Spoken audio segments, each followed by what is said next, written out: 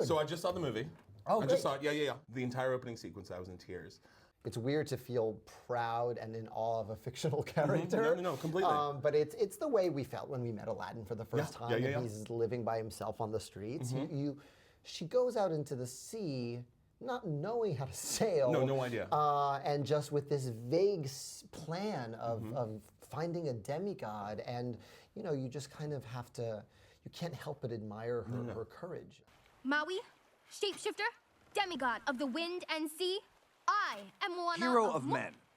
What? It's actually Maui, shapeshifter, demigod of the wind and sea, hero of men. I interrupted from the top. Hero of men. Go. The connection with her grandmother really hit me. Yeah. I'm really close with my mom, and my kids have this really strong connection with their grandmother. A whole other thing. Absolutely. My kids the same. I mean, Lelo and Lela are my parents, and Oma and Opa are my wife's parents. My wife's half Austrian, and it's. I mean, like right now they're visiting us in London, and it's everything. Lelo and Lela can do no wrong. Why are you acting weird? I'm the village crazy lady. That's my job. If there's something you want to tell me, just tell me. I think we felt an enormous responsibility with this. We're aware that the people of the Pacific Islands don't see themselves on screen that much. Yeah. So they were collaborators for us. We had this Oceanic Story Trust, and we ran every decision with them and in conversation with them. On the musical end of things, Opataya led the way. What can I say except you're welcome for the islands I pulled from the sea? There's no need to pray, it's okay, you're welcome. Ha! I guess it's just my way of being me. You're welcome, you're welcome.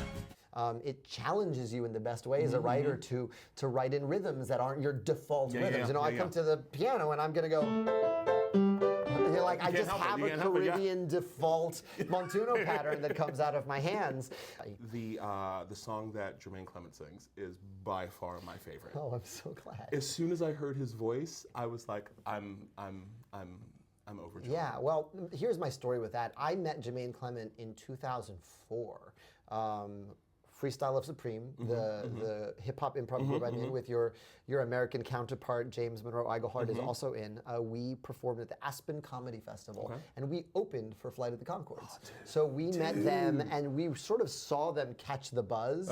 We were like, please give us a TV show. And they were like, please give us a TV show. And they got their HBO show, and here we are many years later.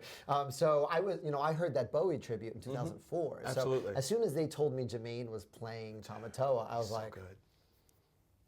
Here comes my Bowie tribute. He's so good. And I get to write, it's a jewel. It's my favorite. It's one of my favorites for several reasons. One, I get to write a glam rock tune for a jewel-encrusted crab. Two, on the meta level, that in the Little Mermaid was like my favorite movie growing up.